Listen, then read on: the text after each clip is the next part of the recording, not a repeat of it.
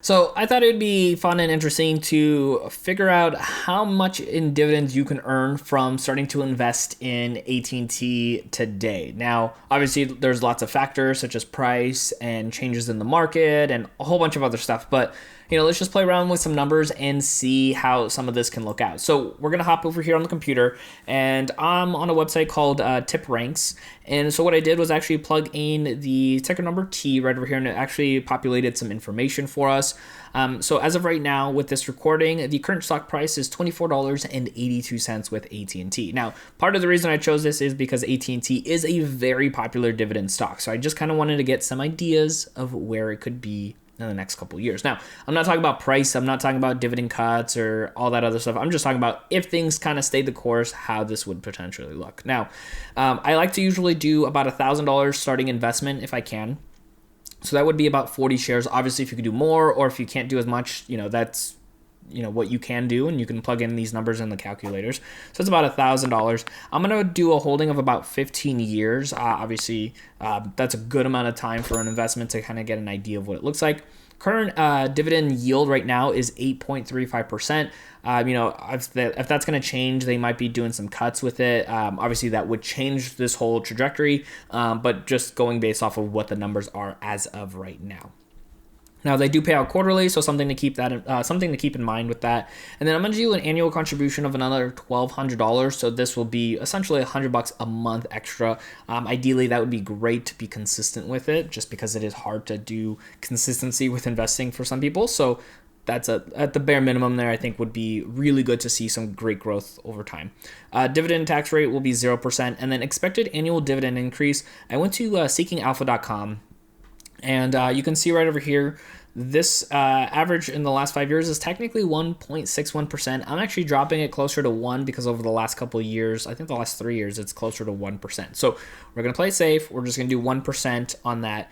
And then expected annual share price. This is the interesting part with AT&T is if you actually look at their price history over here, you can see, so over the last year, they're down about 13.6%. 5 years, they're down almost 41.9%. And then the last 10 years, they're down almost 17%. So it's hard to gauge if you're going to actually get the same value on the stock price or if it's going to keep going down.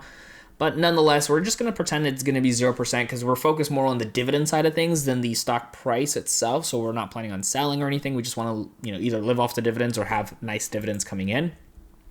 So we're just going to put 0% on that. Let's just kind of, expect, or what is it like? What is, I forget that phrase. It's like hope for the best, plan for the worst or something like that. Plan for the worst, hope for the best kind of thing. So that's kind of what we're doing here is just planning for 0%, but hoping that maybe more will go up. And then we're going to do the DRIP program, which is the dividend reinvestment plan. So we're going to take that money that we earn from dividends and then reinvest it back into the stock, hopefully at a decent price. So that way we continue to get those dividend payouts. Now, before I show you this after the 15 years, one thing I do want to just mention real quick with our sponsor here is Earnest. They are a student loan refinance company. They allow you to refinance your student loans entirely for free, which can actually help lower the interest rate, which can save you thousands of dollars. But like I said, it's entirely free, doesn't cost you a thing. And if you use the link down below, not only are you supporting the channel, which is all free content for you, but you can actually get $100 bonus as well. So check out the link down below. Let me know if you end up saving some money on your interest, and you can use that money to invest in companies like AT&T or other companies out there to have your money start working for you. So with that said, let's go and see how much 15 years will do to this account. So at the end of the balance, we're looking at almost $41,857. That's a pretty staggering amount, seeing that we only started with $1,000 and putting about $1,200 in every single month. Now you can see over here as well too, our total return is about 120%. Annual return is about 8%, which is effectively just the dividend itself. And then our average annual dividend income in that 15 years is going to come out to $3,924.79. So if you divide that by 4, because they pay out quarterly, that is $981.19. I don't know why I did it that way. Or if you wanted to look at it from a monthly basis, that's $327.06 every single month.